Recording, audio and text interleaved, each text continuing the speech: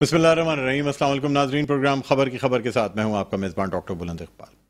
नाज़रीन, प्रोग्राम में आज सबसे पहले हम बात करना चाहेंगे ज़िमनी इंतखाबात में जो शिकस्त हुई PDM की मुख्तलिफ़ जमातों को या हुकूमत को जिस शिकस्त का सामना करना पड़ा, क्या इत्तेहादी इस शिकस्त की वजह वज़ीर आज़म को समझते हैं या इस शिकस्त की वजह इमरान खान को समझते हैं, जिन्होंने जीत हासिल की 6 सीटों पे और अपना ही रिकॉर्ड जो 5 सीटों का था वो तोड़ने में कामयाब हुए। नाज़रीन, दूसरी जानिब ये भी कहा जाता है कि शायद ये महंगाई और तमाम हालात जो हैं उनकी वजह से आवाम ने मायूस होकर इमरान खान के हक़ में वोट डाला।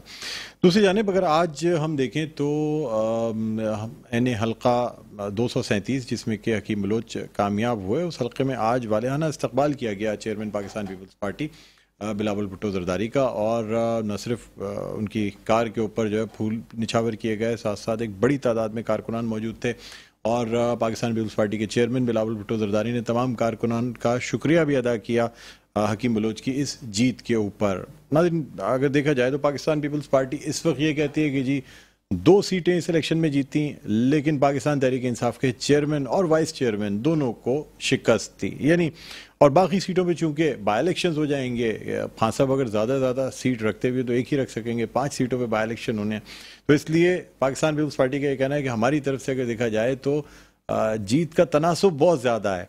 इस पर भी बात करेंगे। साथ साथ जो सिंध के यानी अर्बन सिंध में जो बल्दियाती इंतखाबात का दूसरा मरहला है जो कि तीसरी दफ़ा मुलतवी हुआ, इस पर मुख्तलिफ सियासी जमातों की जानिब से एहतजाज भी किया जा रहा है, सुप्रीम कोर्ट से भी रुजू किया जा रहा है और मजम्मती बयानात भी आ रहे हैं, लेकिन इस पर हुकूमत सिंध का कहना है कि हालात ऐसे थे कि इसमें बल्दियाती इंतखाबात कराना जो है वो मुमकिन नहीं था, और अगर बल्दियाती इंतखाबात होते भी तो एक तरफ तो हालात, दूसरी तरफ पाकिस्तान इंडिया का मैच और दूसरी चीज़ें, उसकी वजह से टर्न आउट ही इतना कम रहता कि शायद बल्दियाती इंतखाबात का सही नतीजा आता भी नहीं।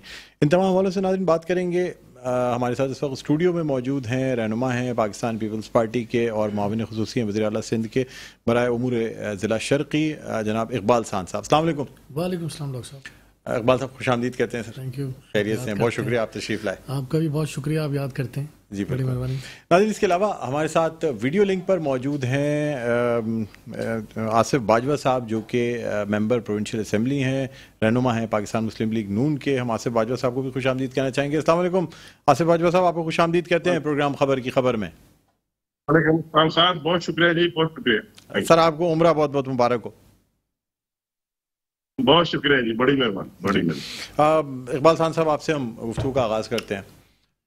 सर, हमने ज़िमनी इंतखाबात पे कल भी बात की और अब जिस पे अवाम जिस चीज़ का इंतज़ार कर रहे थे, पता नहीं क्यों मुंतखब हुकूमतें जो होती हैं वो बल्दियाती इंतखाबात में बहुत डिले कर देती हैं। सर देखिए, तकरीबन 2 साल से ज़्यादा अरसा हो गया जो कराची के आवाम की एक डिमांड है कि जी बल्दियाती इंतखाबात हो जाएँ, तमाम नुमाइंदे आ जाएँ ताकि हुकूमती लेवल पे हुकूमती मशीनरी को ये छोटे छोटे काम जो शहर के हैं ना, सीवरेज से रिलेटेड, सड़कों से रिलेटेड, पानी से रिलेटेड, ये ना करने पड़े। आवाम के अपने छोटे छोटे 400 लोगों के अपने नुमाइंदे मौजूद हो जो ये काम संभाल रहे हो, क्या कहेंगे सर? जी डॉक्टर साहब, बिस्मिल्लाहिर्रहमानिर्रहीम, बहुत शुक्रिया।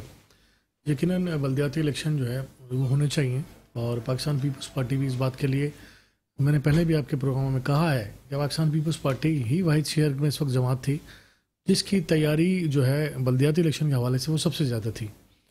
उसको हम इस तरह भी ले सकते हैं कि पाकिस्तान पीपल्स पार्टी ही वाहिद सियासी जमात है जिसने कमोबेश 99% पूरे कराची से अपने कैंडिडेट जो हैं नुमाइंदे अपने खड़े किए हैं। बनिस्बत पाकिस्तान पीपल्स पार्टी के दीगर सियासी जमातों ने के पास हर टाउन में भी मैं समझता हूँ कैंडिडेट मुकम्मल नहीं है, टाउन वाइज भी। और यहाँ पीपल्स पार्टी ये क्लेम करती है कि पीपल्स पार्टी ने 99% कैंडिडेट जो हैं शहर कराची के तमाम सीटों पर, चाहे वो काउंसलर्स हों, चाहे वो चेयरमैन वाइस चेयरमैन हों, कैंडिडेट मौजूद थे। अच्छा, अगर हम ये कहें कि जनाब पीपल्स पार्टी इलेक्शन से भाग रही है खुदा न खास्ता, तो देखें अभी 2 दिन पहले मलीर का इलेक्शन हुआ जो अर्बन और रूरल एरिया पर मुश्तमिल हल्का था। इसको हम टोटल रूरल तो नहीं कहते ना, 50-50% एरिया था। और वहाँ पाकिस्तान पीपल्स पार्टी के तमाम यूनियन काउंसिल्स में जो रिजल्ट आए हैं वो आप उठा के चेक करें, बिला मुकाबला बड़े मुंतखब हुए हैं जी। आप आके चेक करें, जो है बिला मुकाबला मुंतखब है। तो आप उठा के चेक करें कि अभी यहाँ जो अब्दुल हकीम बलोच वाले हल्के में अगर हम जो एनए की सीट जीते हैं हम उसके यूसी वाइज रिजल्ट पर जाते हैं तो वहां पाकिस्तान पीपल्स पार्टी विन करती है। तो जब यूसी वाइज जब हम एक जिले के अंदर एक कौमी असम्बली का बाई इलेक्शन होता है और उस बाई इलेक्शन में उस हल्के की तमाम यूसियाँ जो हैं तकरीबन पाकिस्तान पीपल्स पार्टी विन करती है, तो इट मीन्स के लोकल बॉडी के इलेक्शन में ये रिजल्ट हमें मिलना था। तो पीपल्स पार्टी के लिए ये कोई परेशानी की बात नहीं थी। देखें, तीसरी बार इलेक्शन मुलतवी हुआ, पहली बार हुआ लोगों ने बड़ी लानतान की, लेकिन अल्लाह ताला की तरफ से जो बारिशें हुई और बड़ी शदीद थी, जनमन रिपोर्ट हुआ कि जी वाकई उस दौरान इलेक्शन हो नहीं सकता था। दूसरा, सैलाब की वजह से मुतासिर हुआ और सैलाब अभी तक सूबे सिंध में मौजूद है और पाकिस्तान सूबे सिंध की तमाम तर इंतजामिया जो है वो आज आपने चेयरमैन की गुफ्तगू भी सुनी मलीर में कि हम दिन रात सैलाब जदगान की मदद के लिए उनको अपने घरों में दोबारा मुस्तकिल जो है शिफ्टिंग के लिए मेहनत पे लगे हैं और हमें जो भी इंतजामिया है तमाम एनर्जी।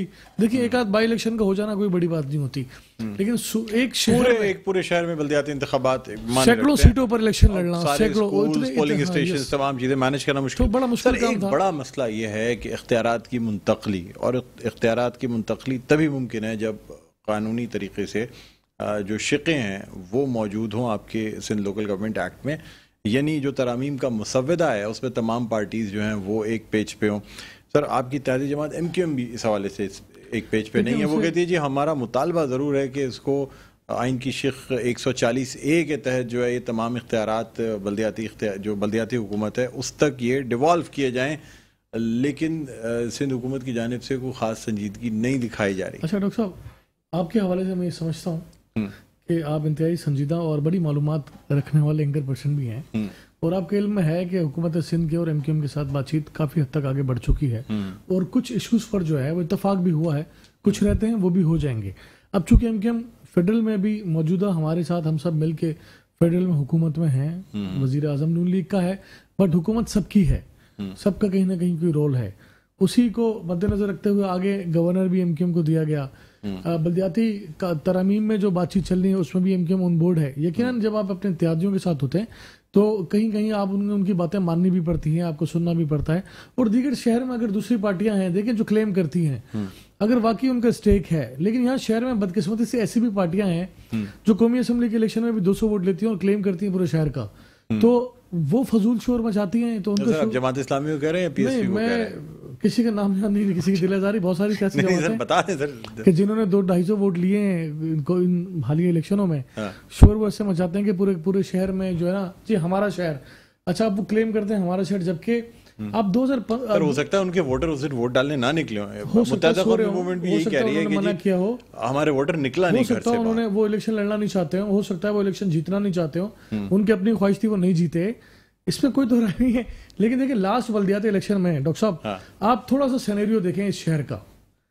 6 जिले थे, एक जिले में पाकिस्तान पीपल्स पार्टी लोकल बॉडी में विन थी, दूसरे जिले में पाकिस्तान पीपल्स पार्टी साउथ की अगर हम बात करें, मरीर की बात करें, और तीसरा जिला वेस्ट, तकरीबन ये जिले पाकिस्तान पीपल्स पार्टी के कंट्रोल में थे बल्दियाती हवाले से। जिला ईस्ट में आए तो हमारी पोजीशन बहुत ऊपर नहीं थी तो बहुत नीचे भी नहीं थी, कुछ यूसियां हमने यहाँ भी जीती थी, बनिस्बत पिछले इलेक्शन के इस बार हमारी पोजीशन बेहतर है। और अल्हम्दुलिल्लाह हमें इस बात का यकीन है कि अगर इस बार बल्दियाती इलेक्शन हो जाता तो हम बहुत ही करीब थे मेयर कराची लाने के, और कुछ अगर चंद एक सीटें खुदा न खास्ता अगर कम भी होती तो यकीनन शहर में सीट एडजस्टमेंट होती है, और जब आप मेजोरिटी पर होते हैं तो मुख्तलिफ पार्टियां जो है आपको ज्वाइन भी करती हैं, आपके साथ कोलिशन भी बनाती हैं।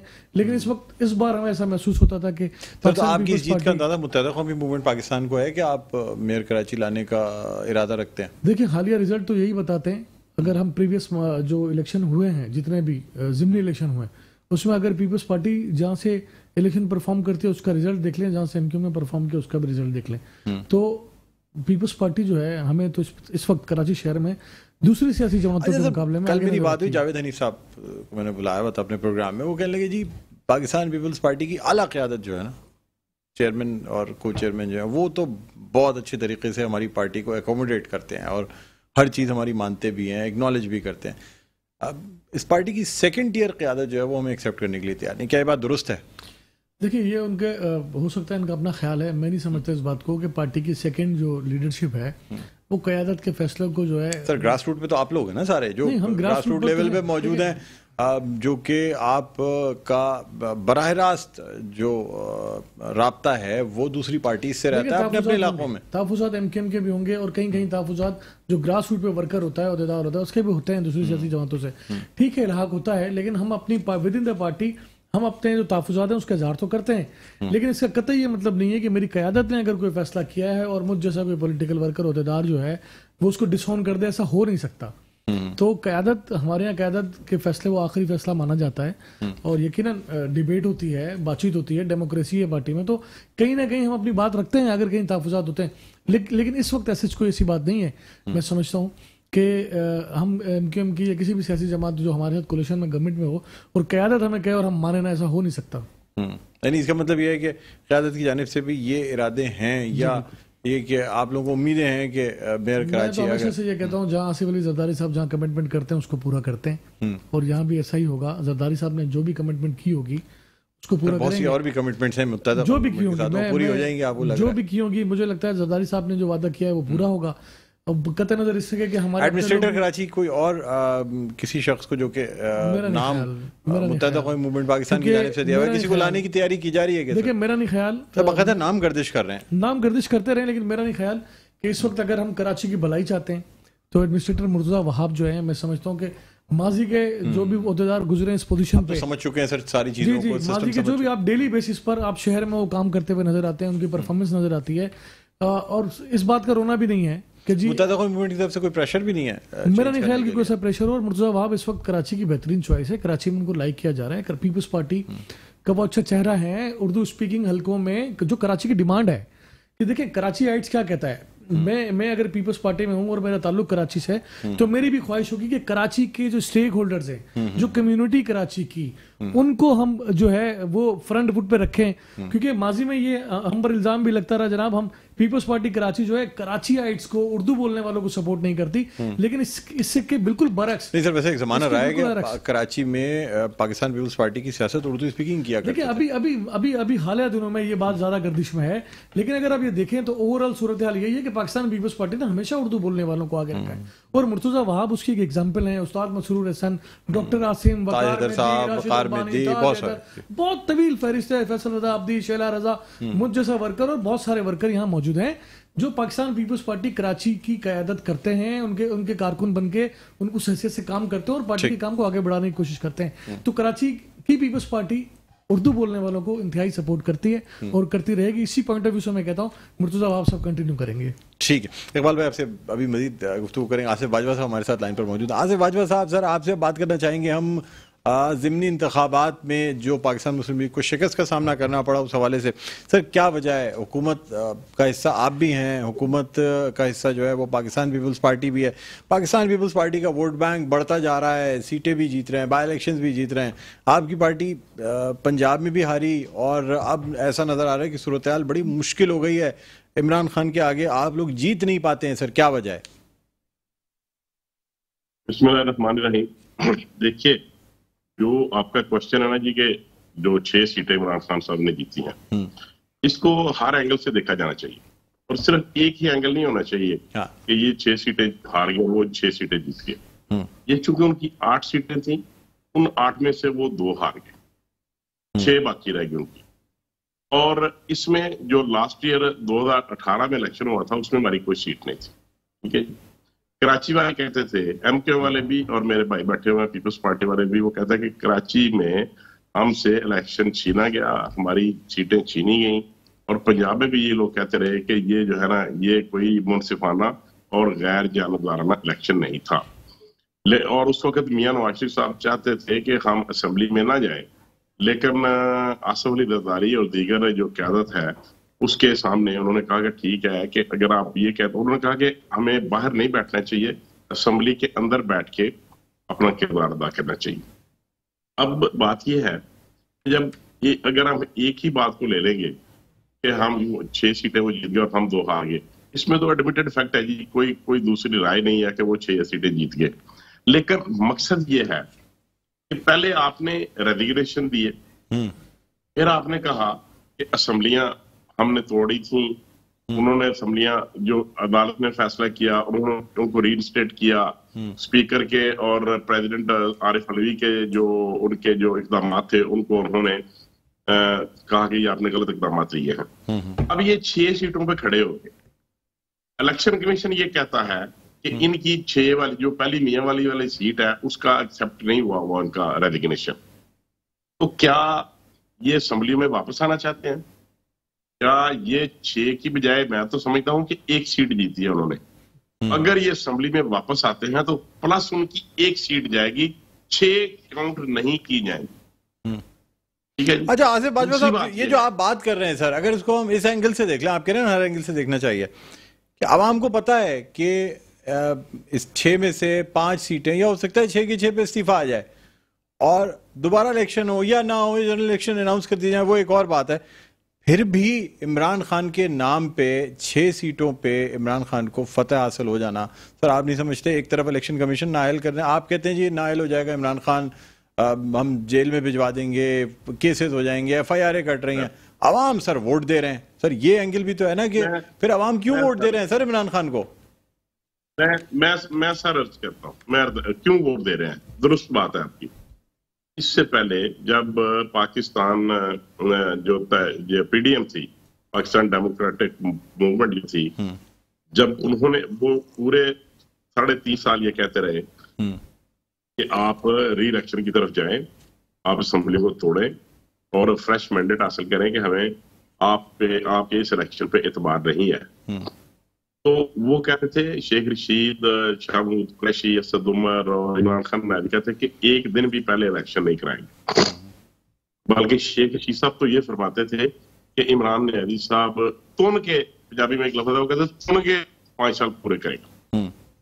बात ये है सर कि अब क्या हो गया, कौन सा सांप सूंघ गया कि जब ये हो तो असम्बलियां मुद्दत पूरी करें, और अगर PDM ने या अपोजिशन पार्टीज ने एक कॉन्स्टिट्यूशनली जो तरीकाकार है उसके तहत आपके जो नेशनल असेंबली में आपके वोट फॉर नो कॉन्फिडेंस मंजूर की गई इनके खिलाफ, तो अब क्या हो गया कि अब ये कहते हैं कि नए इलेक्शन कराए जाए? वजह क्या है, रीजन क्या है? रीजन ये है, मैं ये समझता हूँ, तो वजह ये ना कि हुकूमत में नहीं है ना सर, इसलिए कहते हैं, वजह तो साफ है। हुकूमत में नहीं, वो हुकूमत करना चाहते हैं, हुकूमत में रहना चाहते हैं। और जब जिन लोगों को ये देखिए सर, जब आप हुकूमत में नहीं थे तो आप इलेक्शन का कहते थे, अब वो हुकूमत में नहीं है तो वो इलेक्शन का कहते हैं। सर ये तो है ना, जो हुकूमत में नहीं होता वो जो हार जाता है वो इलेक्शन को कहता है कि जी इलेक्शन सही नहीं हुए, जो जीत जाता है वो कहता है जी बड़े अच्छे इलेक्शन है, बहुत साफ और शफाफ इलेक्शन हो, चाहे जैसे भी इलेक्शन हो सर। लेकिन सर जो आप जैसे लोग यहाँ पे बैठे हुए हैं नेशनल इंटरनेशनल लेवल के टीवी चैनल्स पे, इसका तजिया तो आपने करना है, इसकी राय आपने हमवार करनी है कि अगर आप 6 सीटें जीतते हैं तो कहते हैं कि यहाँ पे कोई रिगिंग नहीं हुई, लेकिन जहाँ पे आप 2 सीटें हारते हैं तो आप कहते हैं कि हम तो दोबारा इलेक्शन कराना चाहते हैं, वहां पे धांधली हुई हमारे खिलाफ। मतलब ये देखे ना कितना बुरा मयार है। अच्छा, अब आ जाते हैं कि इसका इफेक्ट क्या हुआ है। आपने देखना यह है कि पाकिस्तान की जो पॉलिटिक्स है या पाकिस्तान की जो स्टेट है, इस वक्त जो पाकिस्तान की रियासत पे जिन पार्टीज की गवर्नमेंट है वो हारे हैं। यही है ना जी, हम हार गए, हम 6 सीटें हार गए, PDM हार गई, PMLN हार गई, पाकिस्तान पीपल्स पार्टी हार गई। बात सर ये है कि जब इमरान नयाजी साहब गवर्नमेंट में थे तो जितने बाय इलेक्शन हुए वो सब के सब हारे। अब हम गवर्नमेंट में हैं तो हम वो इलेक्शन आ रहे हैं। देखना, आप जरा कंपेयर कर लें। सर इसका मतलब ये कि जब आप गवर्नमेंट से हट जाएंगे तो आप इलेक्शन जीतना शुरू हो जाएंगे। क्या बोला सर आपने? मैंने कहा सर इसका मतलब ये कि जब आप हुकूमत से हट जाएंगे तो फिर आप इलेक्शन जीतना शुरू हो जाएंगे, अभी हुकूमत में रहते हुए आप इलेक्शन नहीं जीत सकते। नहीं, ऐसी बात नहीं कर, मैं ये बात नहीं है। बात को विद रेफरेंस टू कॉन्टेक्स्ट करते हैं सर। बात ये है कि जब वोट फॉर नो कॉन्फिडेंस मंजूर की गई तो उस वक्त सारी दुनिया में यही शोर होगा था कि पाकिस्तान खुदा खाता डिफॉल्ट की तरफ जा रहा है, और ये बात दुरुस्त भी थी किसी हद तक। लेकिन पाकिस्तान मुस्लिम लीग नून, पाकिस्तान पीपल्स पार्टी, जमीयत उलमाए पाकिस्तान और दीगर जो हमारे साथ जमाते हैं जिनका नाम PDM है, उन्होंने कहा कि हम अपनी सियासत नहीं बचाएंगे, हम मुल्क बचाएंगे, रियासत को बचाएंगे। अगर रियासत बचाएंगे तो फिर सियासत कर सकेंगे। तो सर जो सख्त फैसले किए, जो कंट्रैक्ट या जो MOUs इन्होंने साइन किए हुए थे IMF के साथ या एशियन बैंक के साथ या वर्ल्ड बैंक के साथ, हमें वो पूरा करने थे। इनको जब पता चला कि वो गवर्नमेंट से जा रहे हैं तो उन्होंने उनके एडवर्स फैसले दिए। पेट्रोल की कीमत 10 रुपए लीटर कम कर दी बढ़ाने की बजाय, और डॉलर को भी उन्होंने कहा कि 200 रुपए तक लेके जाएंगे, लेकिन ये ना लेके गए। उस वजह से महंगाई का जो बोझ था वो यकदम नई हुकूमत जो आई, पीडीएम की हुकूमत, उसके सर के ऊपर आ गया। और बिजली के रेट जब बढ़ाए गए, पेट्रोल के रेट बढ़े, तो अवाम में ये तासर मिला, अवाम में ये तासर फैलाया गया कि ये नाहल है, इनसे हुकूमत चलाई नहीं जा रही। अरे भाई, आप क्या समझते नहीं है कि 3 दफा जो चीफ मिनिस्टर रहे हैं पंजाब में, और लोग उनकी दुआएं करते थे, हर सूबे के, सिंध के भी लोग, केपी के भी, बलोचिस्तान के भी, याला में भी मियां शहबाज शरीफ जैसा एडमिनिस्ट्रेटर दे दें, उन जैसा वजीर आला मिल जाए, ताकि हमारे लोग भी। तो क्या वजह हो गई सर? वजह सिर्फ यही थी कि ये जो गड़ा खोदा, जिनको मिफ्ता इस्माइल साहब ने और हमारे दीगर काबरीन ने ये कहा कि ये बारूदी सुरंगें बना करके गए थे, इन्होंने प्लान किया कि आने, और प्लान तो साबित हो गया ना सर। शौकत तरीन साहब की जो ऑडियो कॉल लीक हुई केपी के फाइनेंस मिनिस्टर से और पंजाब के फाइनेंस मिनिस्टर से, तो आपने सर, आपको क्या अंदाजा नहीं हुआ कि क्या इन्होंने पाकिस्तान? सर, लेकिन वैसे आसिफ बाजवा साहब, ये बेहतर नहीं होता कि इनके खोदे हुए गड्ढे में खुद ही आप इनको गिरने देते, बजाय इसके कि आप लोगों ने ऐन वक्त पे खुद उस गड्ढे में कदम रख दिया? हाँ, देखिए, बात ये है कि पाकिस्तान पीपल्स पार्टी, उनका अपना नुक्ता नजर है, पीएमएलएन का अपना नुक्ता नजर है। हम इनसे कहते, हमें ये कहते रहे कि आप आ जाएं। देखिए, कमिटमेंट भी कोई चीज होती है। वो कहते थे हम इनके खिलाफ वोट फॉर नो कॉन्फिडेंस लेके आएंगे। हम कहते थे कि आप अपने नंबर पूरे कर लें।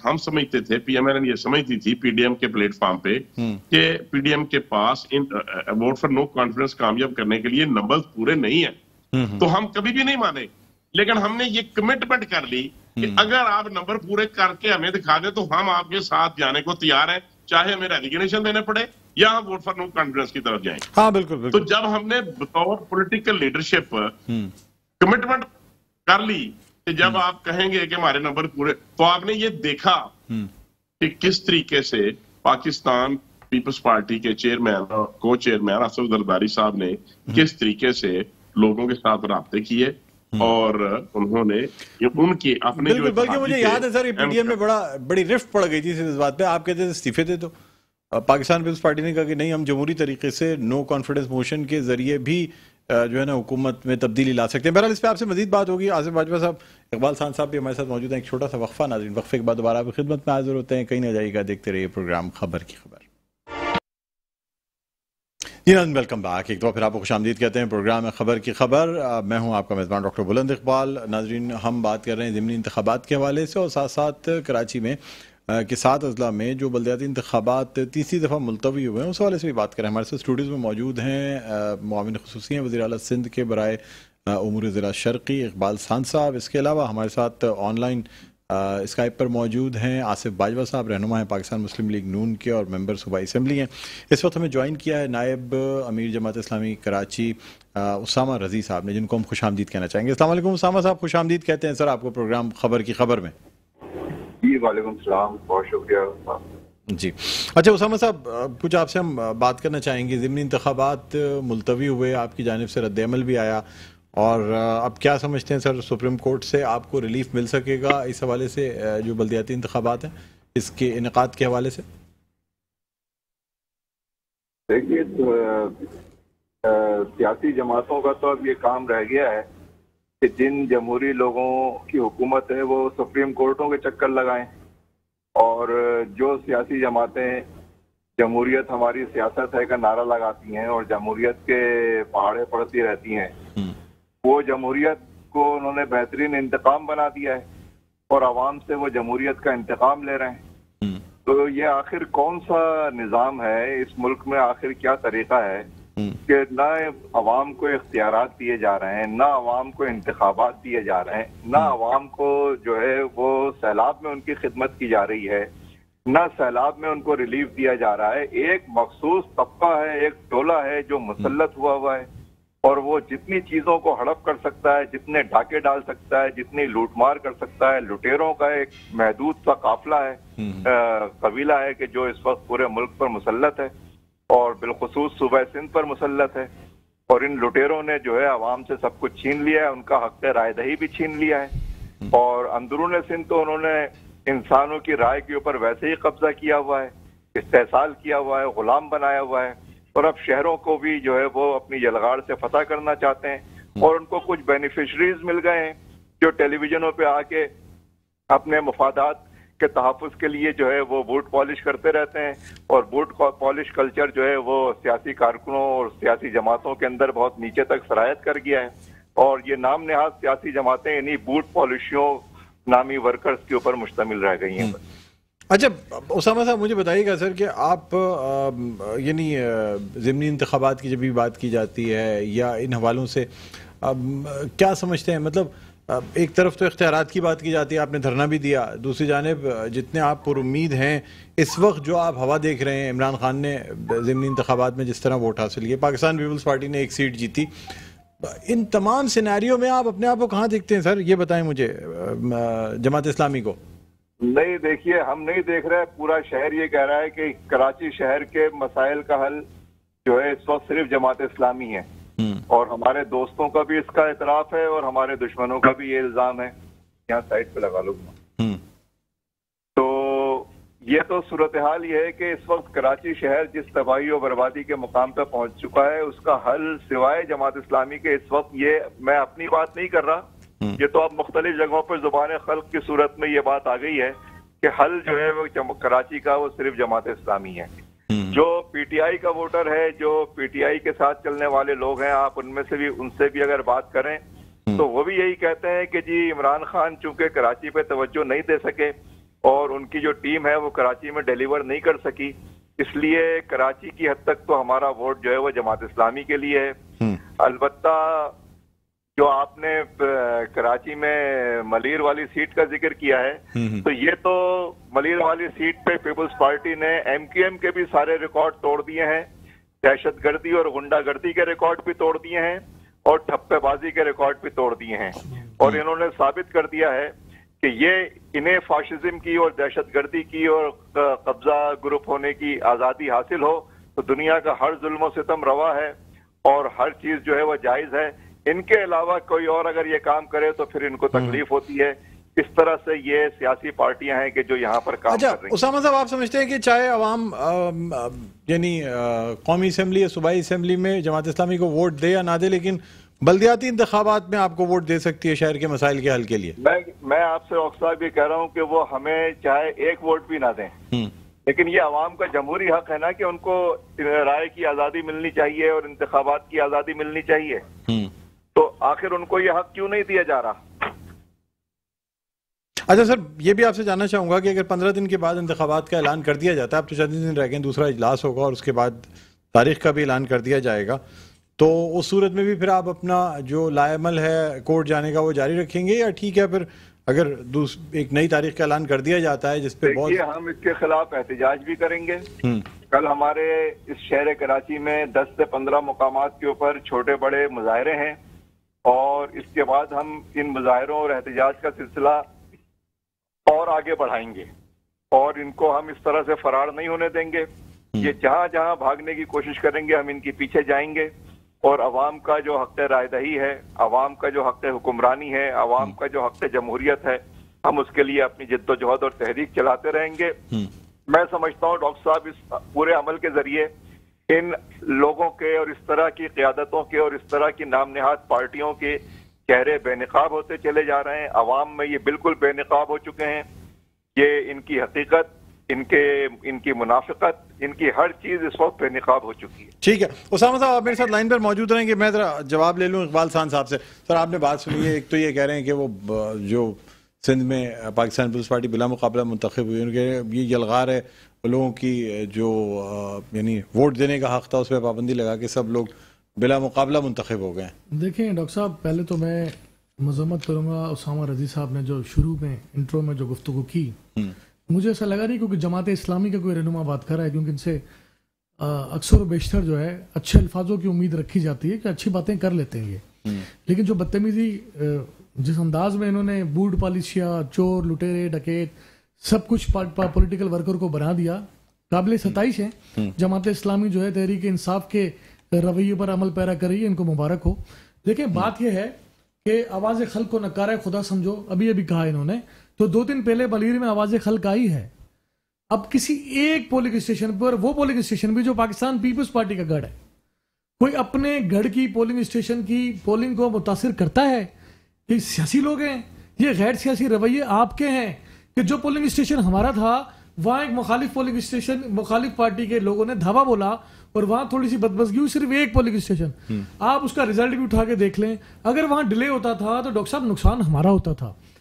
सूबा सिंध में बल्दियाती इलेक्शन हुए, सिर्फ एक कराची सूबा सिंध का शहर नहीं है, सूबा सिंध का शहर सक्खर भी है, मीरपुर खास भी है, नवाबशाह भी है, लाड़काना भी है, जैकबाबाद भी है, दादू भी है, ये सारे सूबा सिंध के शहर हैं और यहां पाकिस्तान पीपल्स पार्टी ने फतह हासिल की है। और कल अगर 2 दिन पहले का मलीर का इलेक्शन भी देखें तो वहां अगर यूसीस के उस इलेक्शन के यूसीस के रिजल्ट उठा के देखें तो शायद इनको शर्मिंदगी हो जाएगी। हम पीपल्स पार्टी इस शहर में इस वक्त जीतने की पोजीशन पर, हम इस बात को समझते हैं। और आप क्या समझते हैं, आपने जितने भी बाई इलेक्शन हुए आप लगा लेते ना अपनी ताकत का अंदाजा, आपको पता नहीं चला कि आप खड़े किधर हैं, और बातें पूरे शहर की करते हैं, नारे लगाते हैं हल सिर्फ जमात इस्लामी। वो भाई चला ले हल, चलाएं आप हल, चलाते रहें आप हल।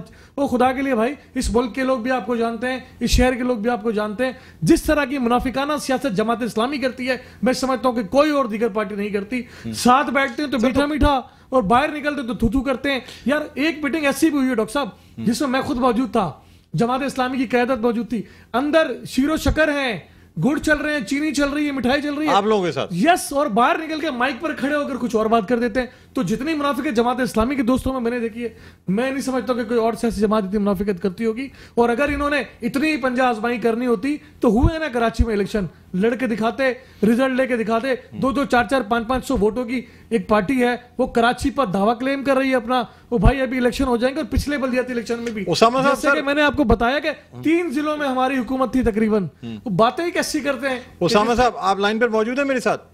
जी बिल्कुल मौजूद हूँ सर। ये कह रहे हैं कि जी मीटिंग्स में जो मीटिंग्स हुई बल्दियाती कवानीन में तरमीम के हवाले से या दूसरी, उसमें आप बड़े शीरो शक्कर रहे, लेकिन जब माइक पे बात होती है तो बड़ी उसमें मुख्तलिफ तरीके से बात की जाती है। बात दुरुस्त है सर? नहीं, मीटिंग में जब आप किसी के साथ बैठेंगे तो आप एजेंडे पर बात करेंगे ना।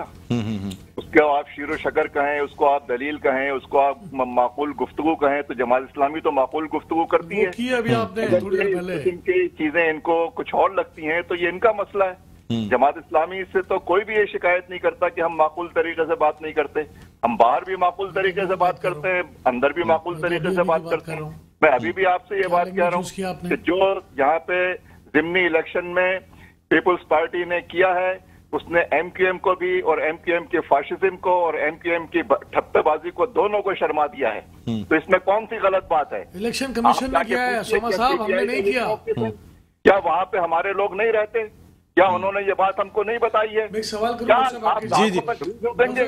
और आप चोरी और सीनियर दो भी आप जरा देखें तो सही है। ये कंप्लीट कर लें फिर मैं आपसे सवाल भाई बात करेंगे ना, आप बात सुनने का हौसला भी नहीं है आपके अंदर। हमारे अंदर हौसला है, बदतमीजी नहीं करेंगे हम आपकी तरह, और आपसे ये उम्मीद थी भी नहीं। सर भाई कंप्लीट कर लेंगे। जी उसामा साहब, सर आप कंप्लीट करें। नहीं, बदतमीजी इनसे पूछे तो सही है, जजमेंट देने वाले कौन है? ये जजमेंट देंगे, ये बदतमीजी है। आपके अल्फाज कह रहे हैं भाई, पूरा शहर सुन रहा है। इनको पहले कंप्लीट कर लें। जी उसामा साहब आप कंप्लीट करें सर। नहीं, आप नहीं बताएंगे, आप पहले इनको बताएं, तमीज सीख कर आए, बदतमीजी किसको कहते हैं और तमीज किसको कहते हैं। चोर डाकू जूते पालिशिया ये आप करते होंगे, हम नहीं करते भाई। तो पूरे मुल्क से आप साफ हो चुके हैं। सिंध में सिर्फ जागीरदारों की तसल्लुत और जबर तशद्दुद के नतीजे में मुसल्लत है, और जिस दिन इस सिंध के अंदर कोई मुतबादिल ताकत आ गई, यहाँ भी जो है ये सियासत, मुनाफिकाना सियासत, जबर तशद्दुद की सियासत दफन हो जाएगी। ठीक। शहरों में तो आप पहले ही नहीं थे, शहर वाले तो आपको जानते हैं। अच्छा उसामा साहब, सईद गनी ने, भाई आप बीच में क्यों बार कर रहे हैं? उसामा साहब ने इसलिए बयान दिया कि कराची वाले शोर बहुत मचाते हैं, इसलिए कि अंदरूनी सिंध तो जो कुछ करते रहो, जितना जुल्म सितम करते रहो, वो बेचारे बोल नहीं सकते, उनकी आवाज निकल नहीं सकती। कराची वाले बोलते हैं तो इनको ये बोलना बुरा लग रहा है। ठीक है उसामा साहब, आपका जवाब मैंने ले लिया सर। अब मैं क्योंकि प्रोग्राम का वक्त इख्तिताम की जी एक बात और बता दूं कि ये जो फरमा रहे हैं ना कि सिंध में और भी शहर हैं, जो शहर हैं वो शहर 1% भी रेवेन्यू देने की पोजीशन में नहीं है। आपने इस मुकाम पे उन शहरों को पहुंचा दिया है। ये आपकी कारकर्दगी का आईना है। ये अंदरून ठीक ठीक एक शहर ठीक है। उसामा साहब आप मेरे साथ मौजूद हैं सर। मैं फाइनल कमेंट से रहा हूं। इकबाल साहब, उसामा भाई ने थोड़ी देर पहले ही कहा था आवाज़े खल्क को नक्कारे खुदा समझो, तो खुदा समझो ना, आवाज़े खल्क को नक्कारे खुदा क्यों नहीं समझते? जब पूरा सूबा हमें वोट करता है तो आपको तकलीफ किस? फाइनल सिर्फ उसामा भाई से इतना पूछूंगा, पूरे शहर में कैंडिडेट कितने? बल्दियाती इंतखाबात हो जाएंगे, कैंडिडेट कितने? हम तो तैयार हैं। इलेक्शन कमीशन ने रिजल्ट देना है। इलेक्शन कमीशन ने एक सवाल किया सूबे से और फेडरल से, उसका जवाब दिया। सूबे ने एक दरख्वास्त की कि भाई इस वक्त 15 दिन के बाद भी चांसेस हैं होने के। पीपल्स पार्टी कल भी तैयार थी, आज भी तैयार है, और जमात इस्लामी को मुंह की खानी पड़ेगी। देखेंगे आप। ठीक है। और कैंडिडेट बता दें कितने शहर में। प्रोग्राम का इख्तिताम के करीब है। मैं बस आसिफ बाजवा साहब से सर फाइनल कमेंट आपसे लेना चाहूंगा। क्या समझते हैं, यानी अब ज़िमनी इंतखाबात हमें जो मैंडेट सामने आया है, आप नहीं समझते कि आप इमरान खान अगर कह रहे हैं इंतखाबात का तो मान लिया जाए और ये बात मान के इंतखाबात की एक डेट अनाउंस कर दिया, चाहे लेट अनाउंस कर दी जाए, लेकिन कर दी जाए ताकि ये लॉन्ग मार्च और ये चीज़ें ख़त्म हो के अदम इस्तेहकाम ख़त्म हो? सर शॉर्ट आंसर दे दीजिएगा। पीडीएम ने ये फैसला किया है कि ये जो बकिया टेन्योर है पूरा करेंगे और आइंदा जो एक साल है, मेरा ख्याल अक्टूबर या नवंबर के बाद, आइंदा अक्टूबर नवंबर में इलेक्शन होंगे, एक दिन भी पहले नवंबर की तारीख दे दी गई। ठीक है नवंबर 2023 की तारीख दे दी गई है। ठीक है। आसिफ बाजवा साहब बहुत बहुत शुक्रिया, आपने प्रोग्राम के वक्त निकाला। इकबाल खान साहब आपका बहुत बहुत शुक्रिया। उसामा रज़ी साहब आपका भी बहुत बहुत शुक्रिया प्रोग्राम में वक्त निकाल के शिरकत करने का। नाज़रीन प्रोग्राम का वक्त अपने ख़िताम पर पहुँचता है। मुझे बुलंद इकबाल को इजाज़त दीजिए। अपना बहुत ख्याल रखिएगा। अल्लाह हाफ़िज़।